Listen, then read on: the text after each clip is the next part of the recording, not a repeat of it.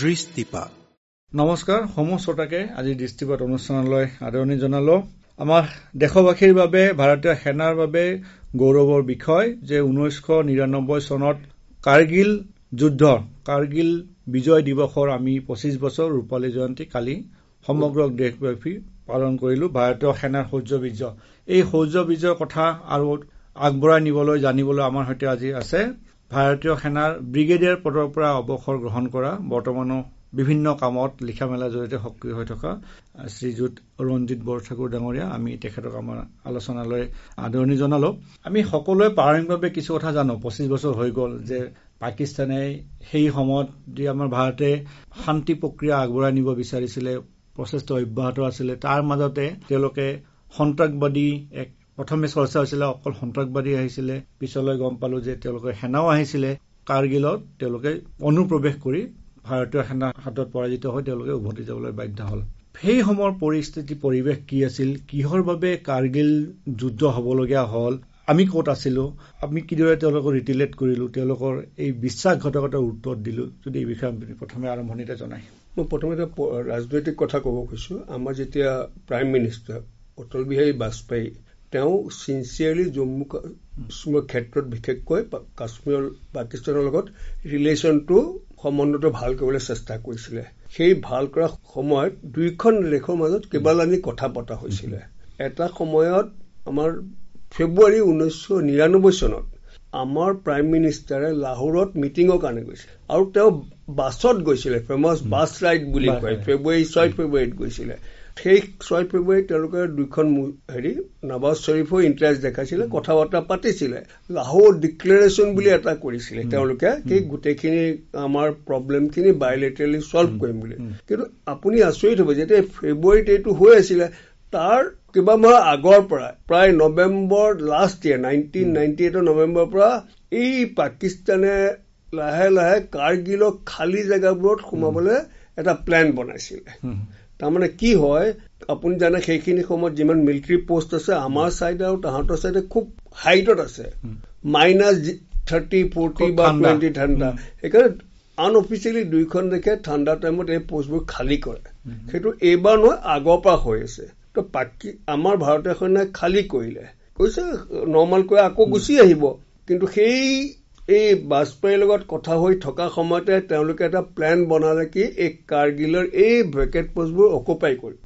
যদি আমি এই ভেকেট পোষ্টটো অকুপাই কৰে তেতিয়াহ'লে সেই ৰাস্তা মেইন শ্ৰীনগৰ লেহ যিটো হাইৱেটো ডমিনেট কৰিব। ডমিনেট মানে ওপৰৰ পৰা আইডা ফায়াৰিং কৰি বা অবজাৰ্ভেশ্যন কৰি, যিটো কাৰণে আমাৰ পাকিস্তানৰ দখলত থাকে। আমি জম্মু কাশ্মীৰ ইছ্যুটো বহুত পুৰণা ইছ্যু, তেওঁলোকে বিচৰা মতে আমি তেওঁলোকৰ লগত কথা পাতিব লাগিব। যেতিয়া পাকিস্তানৰ মুশ্বাৰফে প্লেনটো দিছিলে, সেনা প্ৰধান হৈ আছিলে, সেনা প্ৰধান হৈ থাকোঁতে দিছিলে, খুব কম মানুহে গম পাইছিলে। তেওঁ পাকিস্তানৰ এয়াৰফৰ্চকো কোৱা নাই, নেভিটো কোৱা নাই, আৰু পলিটিকেলি ক্লিয়াৰেন্স যিটো হয়, কাৰণ যুদ্ধখনটো সামৰিক বাহিনীয়ে দেশৰ নেতা পলিচিৰ ওপৰতে কৰে। কিন্তু তেখেতে একদম যেতিয়া তৈয়াৰী হৈছিলে, কোনোবা মে' নে এপ্ৰিলত এটা প্ৰেজেণ্টেশ্যন দিছিলে নৱাজ শ্বৰীফৰ সন্মুখত দিছিলে। সন্মুখত দি গোটেইখিনি যিখিনি ক'বলৈ কৈছে কি আমি এইটোৰ ওপৰে আমি হেৰি কৰি পাইছো। কিন্তু নৱাজ শ্বৰীফ ছেটিছফাইড নাছিলে, কাৰণ তেওঁ কৈছে আমি কথা পাতি এইবোৰ কৰি আছো। কিন্তু মুশ্বাৰফে অলমষ্ট এচুৰেঞ্চ দিলে কি এইটো যে আমি কৰিব পাৰিম। সেইকাৰণে খুব নৱাজ শ্বৰীফে খুব কি ক'ম, তেওঁৰ ডিচিশ্যনটো খুব ইয়েছো বা নও নহয়। আপুনি বিশেষকৈ জানিব বা এই সংবাদ মাধ্যমৰ এই বিষয়বোৰ চৰ্চিত হৈ থাকে যে পাকিস্তানৰ ৰাজনীতিত তেওঁলোকৰ ISI আৰু সেনা বাহিনীৰ প্ৰভাৱ অধিক। গতিকে ৰাজনীতিবিদতকৈও তেওঁলোকে বহুত সময়ত তেওঁলোকৰ প্ৰভাৱান্বিত কৰে। গতিকে সেই সময়তো ইয়াৰ ব্যতিক্ৰম নাছিল। আপুনি একদম ঠিক কথা কৈছে। আজিয়ে নহয়, স্বাধীনতাৰ পৰা স্পেচিয়েলি 1958ত ফাৰ্ষ্ট সামৰিক কু হৈছে পাকিস্তানত। পাকিস্তানত প্ৰায় এটলিষ্ট 1/3তকৈ বেছি সামৰিক বাহিনীৰ ৰুল আছে, গণতন্ত্ৰ আছে। এতিয়াও আপুনি যদি মন কৰিছে, যেতিয়া প্ৰথমবাৰ 2014ত মোদী প্ৰাইম মিনিষ্টাৰ হৈছিলে, তেতিয়া গোটেই কাণ্ট্ৰিৰ প্ৰাইম মিনিষ্টাৰবোৰক মাতিছিলে শপত গ্ৰহণ কৰিবলৈ। পাকিস্তানৰ প্ৰাইম মিনিষ্টাৰক লাষ্ট মমেণ্টতে ISI বা আৰ্মি আহিব দিছে। তাৰমানে এনেকুৱা ধৰণৰ হেৰি দিছে, যোনে আৰ্মিক শাসন কৰিব বিচাৰিছে সেই প্ৰাইম মিনিষ্টাৰ যাব লগা হৈছে। সেইকাৰণে আৰ্মি খুব বেছি প্ৰকোপ। আপুনি মিলিটেঞ্চিটো তাহাঁতে কৰিলে আচ্ছা আৰু এটা কথা কওঁ তেওঁলোকৰ প্ৰথম আমাৰ 47 পৰা জম্মু কাশ্মীৰ ইছ্যু লৈ জম্মু কাশ্মীৰ আমাৰ অংশ হ'ল তাহাঁতেতো একচেপ্ট কৰা নাই সেইকাৰণে কেইবাখনো যুদ্ধ কৰিলে যুদ্ধ কৰি যেতিয়া 71ত একেবাৰে ডিভাইড হৈ গ'ল তেতিয়া তাহাঁতৰ খং আৰু সেইটো বেছি বাঢ়িলে কি আমাৰ দেশ এখন ভাঙি দিলে তেওঁলোকে কি কৰিছিলে জিয়াউল হক যিজন আৰ্মিৰ মানুহ তেওঁ কু হৈ পেলাই প্ৰেচিডেণ্ট হৈছিলে তেওঁ এটা অফ টপেক বুলি এটা এইটো আপুনি জনা ভাল এটা প্লেনিং কৰিলে অফ টপেক কি আমি উগ্ৰবাদী সোমাই বেলেগ বেলেগ ঠাইত সোমাই ইণ্ডিয়াত অস্থিৰতা ৰাখিব লাগে সেইকাৰণে 1990 পৰা আপুনি চাব অস্থিৰতা চলি আছে গোটেইখন কিন্তু টেৰৰিষ্টৰ লগতে এই কাৰ্গিল ক্ষেত্ৰত আৰ্মিক সোমাই দিলে কি পোষ্টবোৰ পাৰ্মানেণ্টলি থাকিব লাগিব পোষ্টবোৰ পাথৰৰ যিবোৰ বোল্ডাৰ পোষ্ট তাত এমুনেশ্যন খোৱা বস্তু পুৰা বহুত দিনৰ কাৰণে গোটাই থলে কি আমি ফাইট কৰিব লাগিব সেইটো কাৰণে কিন্তু আমাৰ কি হৈছিলে দুটা কথা হয় ইনফৰমেশ্যন পোৱাত হয়তো তেতিয়া আপুনি ইণ্টেলিজেন্স মই ইণ্টেলিজেন্সৰ মই আৰ্মি ইউনিট এটা কমাণ্ড কৰিছিলো ইয়াতে চাংচাইত মই এণ্টি উলফা অপাৰেশ্যনত আছিলো আমাৰ আৰ্মিত যোনে জইন কৰে বা যুদ্ধ চাবলৈ বিচাৰে আমি সুবিধাটো নাপালো কাৰণ মই ইয়াত ডিপ্লয়মেণ্ট আছিলো কিন্তু আমাৰ মানুহে তাত আমাৰ কাউণ্টাৰ পাৰ্টে তাত কৰিছিলে মই জনাত তেওঁলোকে ইনফৰমেশ্যন দিছিলে এতিয়া ইনফৰমেশ্যন দিয়া আৰু প্ৰচেছ কৰা আৰু এছেছমেণ্ট কৰাটো দুটা বেলেগ বস্তু মানে এটা হৈছে ইনফৰমেশ্যন ইনফৰমেশ্যনটো আপুনি চালি জাৰি চাই পেলাই কয় সেইটো ইণ্টেলিজেন্স বুলি কয় এতিয়া এই ইণ্টেলিজেন্স পাৰ্টত আনি পেলাই যিবোৰ প্লেনাৰে কি কৰিলে ক'ব নোৱাৰো বাট ডেফিনেটলি আমি যেতিয়া গম পালো লেট হ'ল আমি মেৰ পৰাহে তেওঁলোকৰ ওপৰত এটেক কৰিবলৈ ৰিটেলিয়েট কৰিবলৈ সেইখিনি আমাৰ সেইকাৰণে যথেষ্ট তাত নৰ্দাৰ্ণ কামাণ্ডে ইণ্ডিয়ান আৰ্মি আপোনালোকৰ নৰ্দাৰ্ণ কামাণ্ডে গোটেই সেই অপাৰেশ্যনবোৰ যি আছিলে তেওঁলোকে চোৱা চিতা কৰিলে আমাৰ 5-6টা কামাণ্ড আছে প্ৰতিটো কামাণ্ডাৰ ৰেছপনচিবিলিটি আছে ধৰ ইষ্টাৰ্ণ কামাণ্ডৰে ইষ্টাৰ্ণ আৰ্মি কামাণ্ডাৰ কৰিব বাট অভাৰঅল গোটেইখিনি চিফ অফ আৰ্মি ষ্টাফত কৰে মিলিটাৰী অপাৰেশ্যন ব্ৰাঞ্চ আছে যেতিয়া আপোনালোকে তথ্য লাভ কৰিলে যে কাৰ্গিলৰ দ্ৰাছ ছেক্টৰত কাৰ্গিলত এই ধৰণৰ ঘটনা হৈছে বা কেইবাটাও ঠাইত তেওঁলোকৰ সেনা বাহিনী বা তেওঁলোকৰ প্ৰশিক্ষিত যিসকল আছে মুজাহিদিন বুলি কয় তেওঁলোকৰ উগ্ৰ সন্ত্ৰাসবাদী বুলি কওঁ আমি তেওঁলোকে প্ৰৱেশ কৰি বৰ্তমানো অনুপ্ৰৱেশৰ চেষ্টা অব্যাহত আছে শেহতীয়াকৈ আমি দেখিছো ভাৰতীয় সেনাই তাৰ প্ৰত্যুত্তৰ দিছে দুৰ্ভাগ্যজনক কিছুমান ঘটনা হৈছে যে ভাৰতীয় সেনা শ্বহীদ হ'বলগীয়া হৈছে সেই পূৰ্বৰ পৰা সেই প্ৰক্ৰিয়া অব্যাহত আছে তাত যেতিয়া আপোনালোকে তথ্য লাভ কৰিলে হয় যে নিশ্চিত এই যুদ্ধৰ পৰিৱেশ হৈছে তেওঁলোকে দখল কৰি আছে তেওঁলোকে ফায়াৰিং কৰি আছে আপোনালোকৰ প্লেনিং কি হ'ল প্ৰত্যুত্তৰ কিদৰে দিলে বা আপোনালোকে কিদৰে মোবিলাইজ কৰিলে সকলো কাৰণ যি আমি দেখিছিলো বুজিছিলো যে পাকিস্তানে ওপৰত মানে স্থিতি লাভ কৰি আছিলে আমাৰ ভাৰতীয় সেনাৰ তলৰ পৰা গৈ পিনে পাহাৰৰ ওপৰত শিখৰ উঠিব লগা হৈছিলে তাৰপিছত প্ৰত্যুত্তৰ দিব লগা হৈছিলে অতি কঠিন আছিলে এই ব্যৱস্থা প্ৰথম কথা সেইখিনি এৰিয়াত যিখিনি পুৰা এৰিয়া কাৰ্গিলটো বহুত ডাঙৰ এৰিয়া সেইখিনি সময়ত বহুত বছৰ এটা ব্ৰিগেডে চাই আছিলে ব্ৰিগেডে মানে 3টা বেটেলিয়নক সেই গোটেই এৰিয়াৰ দায়িত্ব দিছিলে কিন্তু যেতিয়া দেখিলে পাকিস্তান এই সৈন্য আহিলে ইভেক্ট কৰিব লাগিব তেতিয়া 8 মাউণ্টেইন ডিভিজন তাত আপোনাৰ সেই আগতে 3 মাউণ্টেইন ডিভিজন আছে লেহত আছে তেওঁলোকৰ 3টা ব্ৰিগেড আছে সেইটোতে প্ৰায় চাইনা চাইডেও চাব লাগে চিয়াচিনো চাব লাগে এই কাৰ্গিলৰ এইটো এৰিয়াও চাব লাগে কিন্তু যেতিয়া যুদ্ধ কৰি ওলাব লাগিব তেতিয়া সৈন্য বহুত আহিলে তাৰে বেছিভাগ সৈন্য 8 মাউণ্টেইন দ্বীপটো আছিলে শ্ৰীনগৰ তাহাঁতক ইয়ালৈ শিফ্ট কৰিলে আমাৰ কাৰ্গিললৈ লৈ আনিলে তো কাৰ্গিলত তেতিয়া বেচিকেলি 8 মাউণ্টেইন দ্বীপ আৰু 3 মাউণ্টেইন দ্বীপে ইহঁতৰ এগেইনষ্টে যুদ্ধ কৰিলে বা হেৰি কৰিলে এইকেইটা 15 কোৰ মানে কামাণ্ডৰ তলত কোৰ থাকে 15 কোৰৰ তলত থাকে তেওঁলোকে বেলেগ বেলেগ এৰিয়াত নিজৰ এৰিয়াত কৰি পেলাই যুদ্ধ কৰিলে আৰু কেতিয়াবা বহুত ট্ৰুপছ এতিয়া কিছু এটা ইউনিট এটা ধৰ যুদ্ধ হ'ব বুলি নাজানে ফৰ এক্সাম্পল এটা মই জানো 311 জিআৰ নেকি তেওঁলোকৰ নেপালৰ জোৱান ছুটিত গ'ল আৰু তেওঁলোকৰ ছুটিটো 4 মাহৰ নেপালৰ জোৱান আমাৰ জোৱানটাই ছুটি 2 মাহ পায় বছৰত কিন্তু নেপাললৈ গ'লে তাহাঁতক আমি একেলগে 4 মাহৰ ছুটি দিওঁ মানে যাতে পুৰা ঘৰৰ কাম চাম কৰিব পাৰে ছুটিত গ'ল কিছুমানে ট্ৰেইনিঙত আছিল সেই মাষ্টাৰ কৰি অৰ্গেনাইজ কৰিবলৈ অলপ সময় লাগিলে আমাৰ সেইখিনি হ'ল কিন্তু আমাৰ কি হ'ল সবচে ডাঙৰ কথা হ'ল আমাৰ ইয়াং অফিচাৰ আৰু ইয়াং জোৱানে পুৰা লিড কৰি যুদ্ধ কৰিলে আমাৰ যদি কিমান 30টা যদি অফিচাৰ মৃত্যু হ'ল তাৰে বেছিভাগ 25 কি গোটেইখিনিয়ে মানে ইয়াং 20 বছৰ 25 বছৰ সৰু সৰু আমি বিক্ৰম বাত্ৰা শুনিছো মনোজ পাণ্ডেৰ কথা শুনিছো গোটেই হেৰি কেপ্টেইন জিন্তু গগৈ আছিলে আৰু এটা হ'ল যেতিয়া আমি মেত গম পালো কি এনেকুৱা পাকিস্তানী সৈন্য আহিছে আমাৰ ইমান তেতিয়াও ইমান চিয়ৰ নাছিলে আমাৰ এটা ইউনিট 4 জাত বুলি এটা ইনফেন্ট্ৰি এটা পেট্ৰল পঠালে পেট্ৰলিং কৰি খবৰ কৰি আহিবলৈ ক'লে কিন্তু কি কৈছে এইটোত খুব কম মানুহ গৈছিল এজন কেপ্টেইন কালিয়া সৌৰভ কালিয়া আৰু 5জন মান গৈছিল তাহাঁতক ধৰি মেলি তাহাঁতে আনুমানিক অত্যাচাৰ কৰিলে তাৰ পাৰ্টবোৰ কাটি দিলে চকুকেইটা উলিয়াই দিলে মানে তেনেকুৱা ধৰণে কৰিছিলে কিন্তু আনহাতে আমি যেতিয়া যুদ্ধত দেখিলো তাহাঁতক সৈন্যক মৃত্যু হ'ল তাহাঁতৰ আৰ্মি ইউনিট বুলি মই আগতে কৈছো তাহাঁতে টেৰৰিষ্ট বুলি কৈছিলে আৰ্মি বুলি নাই সন্ত্ৰাসবাদী প্ৰৱেশ বুলি কৈছে যেতিয়া তাহাঁতৰ মানুহ আৰ্মি মানুহ মৰিলে তাহাঁতে তেতিয়াও ডিনাই কৰিছিলে পাকিস্তানী সেনাৰ ইউনিফৰ্ম পালো আই কাৰ্ড পালো তেতিয়াও ডিনাই কৰিছিলে তাহাঁতৰ 20 নে 25টা জোৱানৰ তাহাঁতে ডেড বডি নপঠালে আমাৰ মানুহে তাতে বিউৰেল কৰি এজ পাৰ দা ইণ্টাৰনেশ্যনেল ৰেচপেক্ট আমি যিখিনি কৰো আমাৰ সৈন্য মৃত্যু হলে যিখিনি কৰো তাহাঁতকো কৰিলো পাকিস্তানে সেইটো আমাৰ ক্ষেত্ৰত কৰা নাই নাই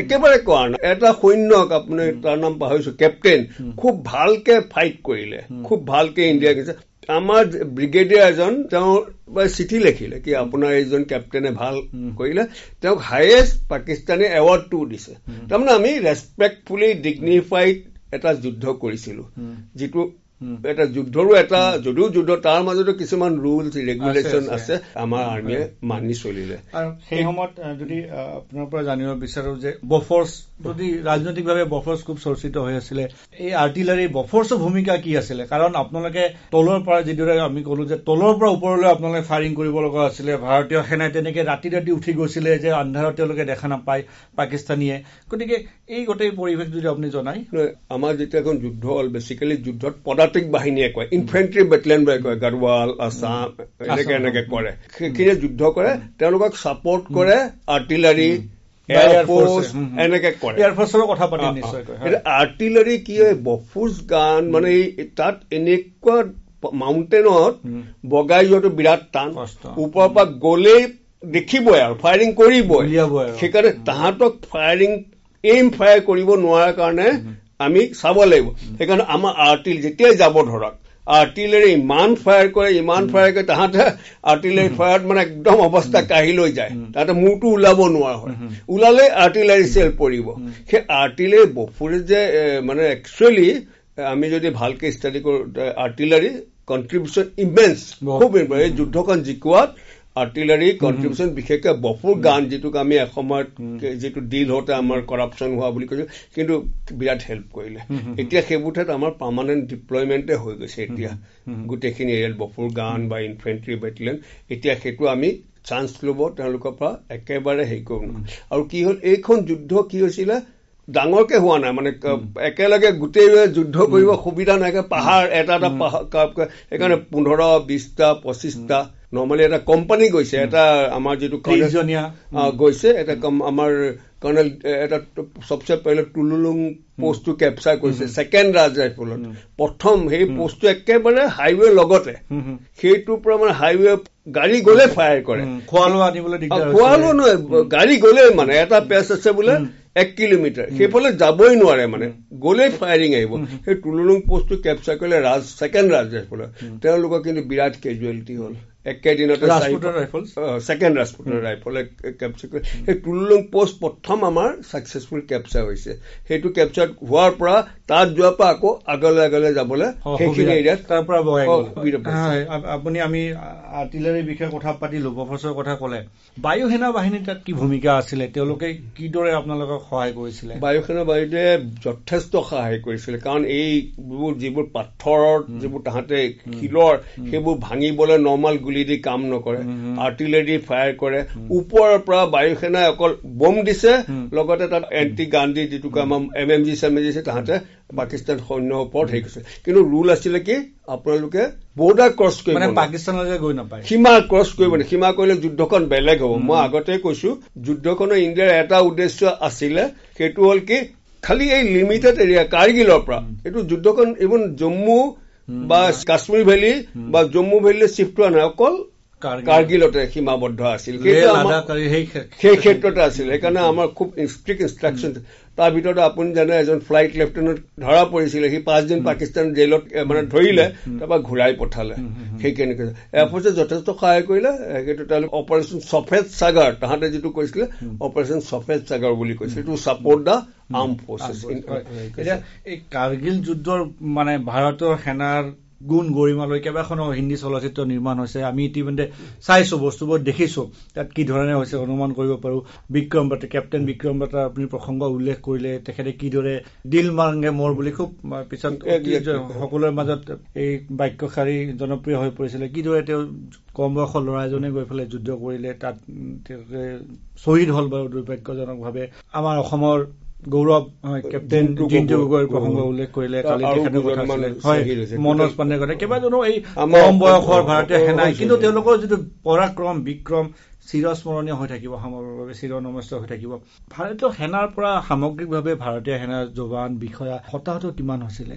গোটেই যুদ্ধখনত 527 জন মৃত্যু হৈছে আৰু 1360 ওপৰত জখম হৈছিলে।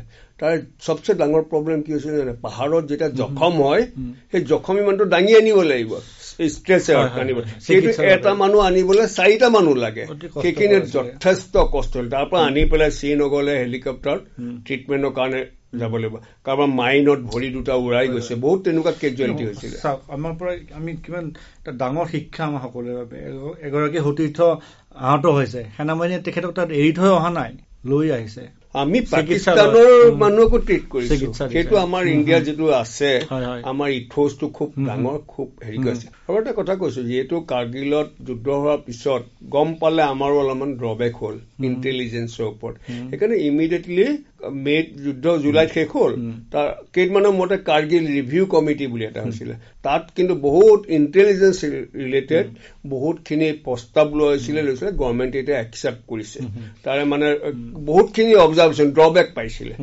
এতিয়া সেইকাৰণে আপুনি যদি চাই, 1 ফ্ৰণ্টিয়াৰ 1 ফ'ৰ্চ, তাৰমানে কি BSF, যিটো ইণ্টাৰনেশ্যনেল বৰ্ডাৰত BSF থাকিব, মায়ানমাৰ বৰ্ডাৰত আছাম ৰাইফল থাকিব, SSB থাকিব, নেপাল আৰু ভূটান, সেইটো এটা কৰিলে। আৰু যিমান টেকনিকেল এছেট আছে, টেকনিকেল এছেট চিগনেল হ'ল, ইলেক্ট্ৰনিক্স হ'ল, এইবোৰ লৈ পেলাই NTRO বুলি এটা নতুন অৰ্গেনাইজেশ্যন, গোটেই যাতে কোঅৰ্ডিনেশ্যনটো ভাল হয়। ঠিক তেনেকে আৰ্মি নেভি এনেকুৱা কোঅপাৰেশ্যন কৰে। আমাৰ আৰ্মি এটা ইণ্টেলিজেন্স ডিফেন্স ইণ্টেলিজেন্স এজেঞ্চি বুলি খুলিলে, আগতে নাছিলে।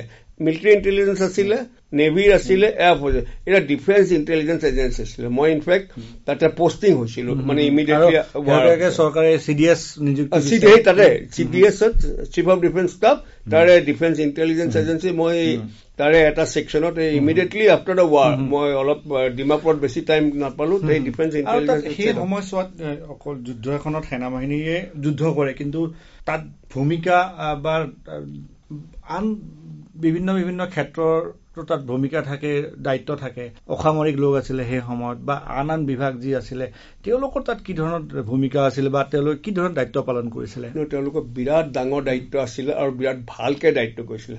আপুনি যদি জানে, প্ৰথম ইনফৰমেশ্যন যে পাকিস্তান থকা লাডাখী মানুহে দিছিলে, তাৰ পৰা দিছিলে। তাৰপিছত আমাক পৰ্টাৰ, এতিয়া কি সবচে ডাঙৰ হেল্প কৰিছে, বস্তু বাহানি লৈ যাবলৈ।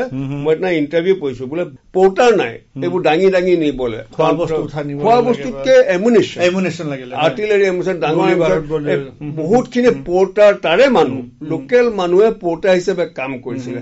সেইখিনি মানুহ নাম্বাৰ যদি মানে বহুত 100,000 নহলো, তো সেইখিনি সকলোৱে মানে কাম কৰিছিলে। প্লাছ লোকেল মেডিকেল হেল্প যিখিনি লাগে আমি সেইখিনি পাইছিলো। মানে গোটেইখিনিয়ে এইটো যে দেশৰ দায়িত্ব, দেশৰ কাৰণে কৰা বুলি মনত আছে। যেতিয়া মানে মই পৰৱৰ্তী সময়ত এই চাকৰিৰ অংশ হলো তথ্য আৰু সম্প্ৰচাৰ মন্ত্ৰালয়ত, আৰু পৰৱৰ্তী সময়ত গম পালো যে তেতিয়া ছং এণ্ড ড্ৰামা ডিভিজন বিভাগ এটা এতিয়াও আছে, তেওঁলোকে কাম কৰি আছে, আমাৰ গুৱাহাটীতো আছে।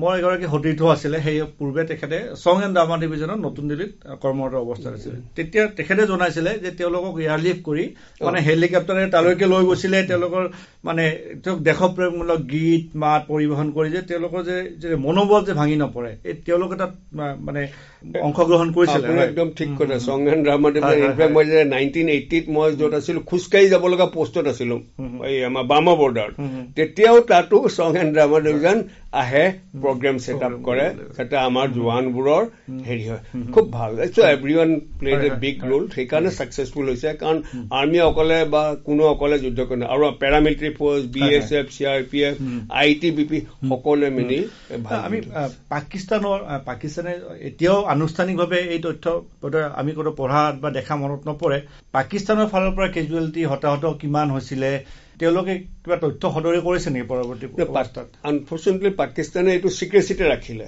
কোনো ভালকে কোনো নকলে অনলি 4 বছৰ আগতে এখন কিতাপ লিখিলে সেইখন একদম ধুনীয়া কিতাপ মই গোটেই কিতাপ পোৱা নাই ৰিভিউ পঢ়িছো তাত সেই মানুহগৰাকীয়ে মহিলাগৰাকীয়ে গোটেই তেওঁলোকৰ যে পাকিস্তানে ইমান ব্লেম হ'ল ভুল হ'ল ধুনীয়া সতকাই কৈছে কিন্তু কেজুৱেলি ক্ষেত্ৰত তাহাঁতে এতিয়াও কোৱা নাই কোনোবা কয় 4,000 ওপৰ কৈছে কিন্তু মুছাৰফে যিটো কৈছে এইটো নাম্বাৰটো আমাতকে কম বুলি কৈছে কিন্তু ডেফিনেটলি তাহাঁতৰ বহুত লছ হৈছে হেৰি কৈছে সবচে ডাঙৰ কথা কৈছো মই তাহাঁতৰ পাব্লিক তাহাঁতৰ কোনো গম নাপায় কি হৈছে একচুৱেলি কি হৈছে টিল ৰিচেণ্টলি মই আজি এটা হোৱাটছএপ পঢ়িছো তাহাঁতৰ এজন লেফটেনেণ্ট জেনেৰেলে কৈছে এনেকুৱা এখন যুদ্ধ তেওঁ ৰিমাৰ্ক দিছে উইদাউট প্লেনিং উইদাউট ফ'ৰ্চ এইটো ফেইল হ'ব আৰু আমাৰ বদনাম হ'ব একজেক্টলি লেফটেনেণ্ট জেনেৰেল বহুত চিনিয়ৰ মানুহ তেওঁলোকে কৈছে তেনেকুৱা কৈছে কিন্তু সাহসিতাৰ কথা ক'লে লোকেল লেভেলত জোৱানবোৰে তাহাঁতৰ ভালকে ফাইট পাকিস্তানৰ জোৱানে ইকুৱেলি ফাইট কৰিছে সেইখিনি আমি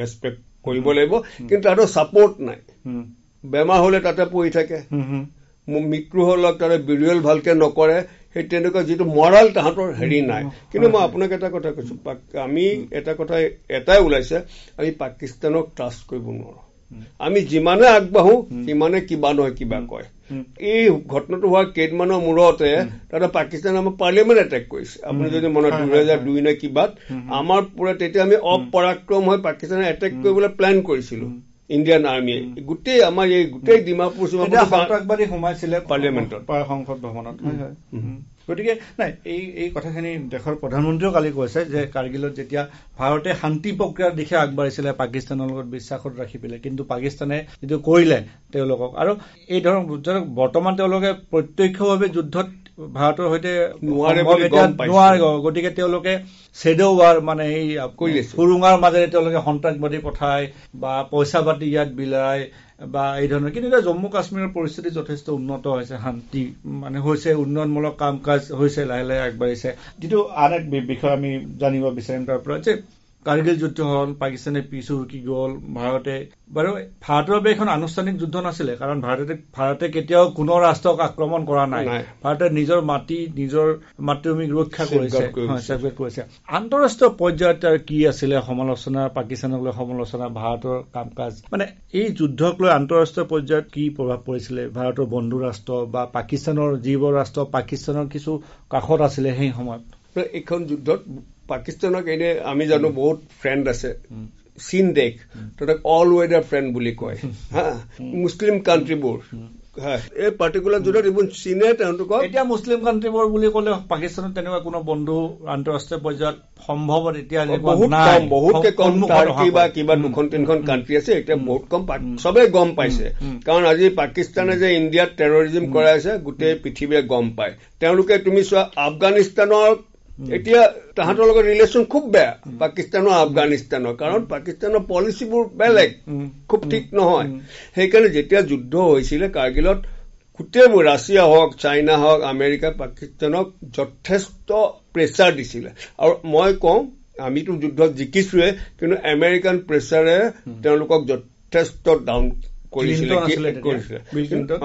বিল ক্লিণ্টন আহিছিলে আমাৰ ইয়াতো আহিছিলে তাতো আহিছিলে তেওঁ কৈছে ইউটো ইভিক তোমালোকে খালী কৰিব লাগে তোমালোকে ভুল কাম এটা কৰিছা মুছাৰফে কৰিলে যেতিয়া বাই দ্যাট টাইম মানে নৱাজ শ্বৰীফে কৰিলে কিন্তু মুছাৰফে একজেক্টলি দা মেইন প্লেয়াৰ আছিলতো তাৰপিছত তেওঁ কু কৰি হেৰি হৈ গ'ল ৰাষ্ট্ৰপ্ৰধান হলতে মই আৰু এটা কথা কৈছো আপুনি যে কৈছে একচুৱেলি পাকিস্তানে পৰিস্থিতি কাশ্মীৰত বেয়া কৰিবলৈ চেষ্টা কৰিব আপুনি যদি চাই এই ৰিচেণ্ট 2 মাহত যিবোৰ ঘটনা হৈছে এইবোৰ কাশ্মীৰ ভেলীত হোৱা নাই, জম্মু পালেহি, কঠুৱা পালেহি। তাৰমানে একদম তেওঁলোকে আৰু এইবোৰ যিবোৰ শুনিছো জেইছ-ই মহম্মদ হ'ব, তাৰপৰা তেওঁলোকৰ স্পেচিয়েল ফৰ্চৰ জোৱান হ'ব, কাৰণ যি ধৰণে সিহঁতে এতিয়া ফাইট কৰি আছে। সেইকাৰণে আমি প্ৰথমে ট্ৰাষ্ট কৰিব নোৱাৰি, আমি সদায় এলাৰ্ট হৈ থাকিব লাগিব।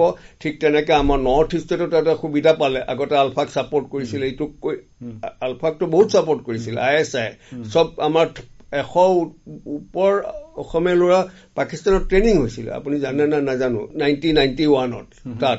এতিয়া সুবিধা পালে তাতে অস্থিৰতা কৰিব লাগিব। সেইকাৰণে আমি সদায় এলাৰ্ট হৈ থাকিব লাগিব।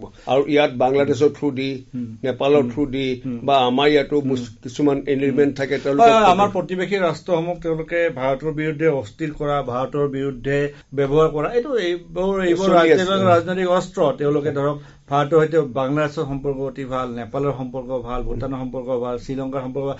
এই দেশবোৰক তেওঁলোকে নিশ্চয় ভাৰতৰ বিৰুদ্ধে, এইটোতো ৰাজনীতি স্বাভাৱিকতে। পুনৰ কাৰ্গিল প্ৰসংগলৈ আহিছো যে আমি অসমৰ কেপ্টেইন জিন্তু গগৈৰ প্ৰসংগ উল্লেখ কৰিলো। অসম বা আপোনাৰ পৰিচয়ৰ বা আপোনাৰ সেই সময়ৰ চিনিয়ৰ জুনিয়ৰ আপোনাৰ সতীৰ্থ বা পিছত যদি আপুনি তথ্য লাভ কৰে অসমৰ বীৰ মানে তাত জোৱান বিষয়া, আমাৰ অসমৰ উত্তৰ পূৰ্বাঞ্চলত তাত কিদৰে যুদ্ধ কৰিছিলে সেই বিষয়ে আপুনি পিছত তথ্য লাভ কৰিছে নেকি? আমাৰ গোটেই যুদ্ধখনত আমাৰ 3জন শ্বহীদ হৈছে অসমৰ। এজন জিন্তু গগৈ, এজন বৰপেটাৰ গানাৰ আৰ্টিলাৰী উদ্ধৱ দাস আৰ্টিলাৰী ডিপাৰ্টমেণ্টৰ, আৰু এজন আছিলে আৰ্টিলাৰীৰে নন্দ সিংহা, তেওঁ শিলচৰৰ, তেওঁ সেনা মেডেল পাইছে। উদ্ধৱ সিংহাই বীৰ চক্ৰ পাইছে। তাৰ বাদে এজন এতিয়াও জীৱিত আছে কৰ্ণেল দিলীপ কুমাৰ বৰা, তেওঁ শ্বিলঙত কামান কৰিবলৈ, শ্বিলঙত আছিলে বেলেগ এটা পোষ্টত, তেওঁক আকৌ দুবাৰ কামান কৰিবলৈ 16 গ্ৰেনেডিয়াৰ বেটেলিয়নৰ নেতৃত্ব দিছিল। অৱসৰ গ্ৰহণ কৰিলে 2012 চনত। তেওঁৰ বেটেলিয়নটোৱে এটা .5000 বুলি এটা কেপচাৰ কৰিছিলে, পইণ্ট এটা। তেওঁ সেইটোত কেপচাৰ কৰোঁতে তেওঁৰ ইউনিটৰ 5জন মৃত্যু হৈছে, 34জন জখম হৈছে। তেওঁ এতিয়াও আছে। তাৰ বাদে ইউনিটে যদি কোনোবা স্পেচিফিক ইউনিটে কৰিছে, যুদ্ধ কৰিছে, ডেফিনেটলি আছে, বা কিছুমান ইউনিটে বেলেগ বেলেগ আৰ্টিলাৰীত গৈছে, কোনোবা গৈছে, তেনেকুৱা নিশ্চয় আছে। আৰু অসমৰ বাদে উত্তৰ পূৰ্বাঞ্চলৰ অন্য ৰাজ্যসমূহৰ নিশ্চয় থাকিব বহুত কিছু। আমাৰ কাংগেৰুছ আছে, তাৰপৰা মণিপুৰৰ এজনে বীৰ চক্ৰ পাইছে, নাগালেণ্ডৰ বীৰ চক্ৰ, মেঘালয়ৰ বীৰ চক্ৰ, ইয়াং ল'ৰা তাতে আছে, মৃত্যু হৈছে, ডেফিনেটলি আছে। কেপ্টেইন বা মেজৰ কেপ্টেইন কমিশ্যন হৈছে, ইণ্ডিয়ান মিলিটাৰী জাষ্ট গৈছে, তাতে ফাৰ্ষ্ট পষ্টিং গৈছে। আৰু কিছুমান কি হৈছে 21-22 বছৰ, কিছুমান আকৌ ধৰক ইনফেণ্ট, আমাৰ কি হৈছে যদি এজন অফিচাৰ ধৰক ছাপ্লাই ডিপাৰ্টমেণ্টত গ'ল, তেনেকুৱা ছাৰ্ভিচ ডিপাৰ্টমেণ্ট, তেওঁলোকে কিন্তু 2-3 বছৰ ইনফেণ্ট্ৰি বেটেলিয়নৰ লগত যুদ্ধ কৰিব লাগিব। সেইকাৰণে সেই তেনেকুৱা এই অফিচাৰবোৰ ছাপ্লাইত আছিলে। মই মেঘালয়ৰ ল'ৰাজন লগ পাইছো, মই পাহৰিছো নামটো, তেওঁ ছাপ্লাইত আছিলে, কিন্তু যুদ্ধ কৰিব লাগে। প্ৰথম তেনেকুৱা ইনফেণ্ট্ৰি বেটেলিয়ন থাকিব, তাত গৈ পেলাই তেওঁ মৃত্যু কৰিছে। আৰু সেইমতে ধৰক চিকিৎসকসকলৰ আছিলে, যদি সন্মুখত নাহে তেওঁলোকে লগে লগে চিকিৎসা প্ৰদান কৰিছে, তেজ দিব লাগে। কিমান স্থানীয় লোকে বা তেওঁলোকে সেনা বাহিনী যিসকলে যুদ্ধত যোৱা নাই তেওঁলোকে তেজ পাতি দিব লগা হৈছে। গতিকে কিমান বিৰাট এটা প্ৰক্ৰিয়া, তাৰ মাজতে ভাৰতে এই যুদ্ধ জয় কৰিবলৈ সক্ষম হৈছিলে। হয়, আজি আমাৰ সময় শেষ হ'ল। আপুনি যথেষ্টখিনি আমি নজনা তথ্য আমাৰ শ্ৰোতাসকলৰ আগত দাঙি ধৰিলে। আমি পুনৰ ভাৰতীয় সেনাৰ এই বীৰ বিক্ৰমক প্ৰতি শ্ৰদ্ধা জনাই, যিসকল জৱান বা সেনা বাহিনীৰ বিষয়াসকল আজি আমাৰ মাজত নাই, তেখেতৰ ত্যাগক আমি সশ্ৰদ্ধভাৱে প্ৰণিপাত জনাই, স্মৰণ জনাই আজি আমাৰ অনুষ্ঠানৰ সামৰণি মাৰিলো। শেষত শ্ৰী বৰঠাকুৰ ডাঙৰীয়া আপোনালৈ ধন্যবাদ জ্ঞাপন কৰিলো। আমাৰ সহযোগী অপূৰ্ব মালিলৈ ধন্যবাদ জনাই আজি আমাৰ দৃষ্টিপাত অনুষ্ঠানৰ ইয়াতে সামৰণি মাৰিলো। নমস্কাৰ, ধন্যবাদ।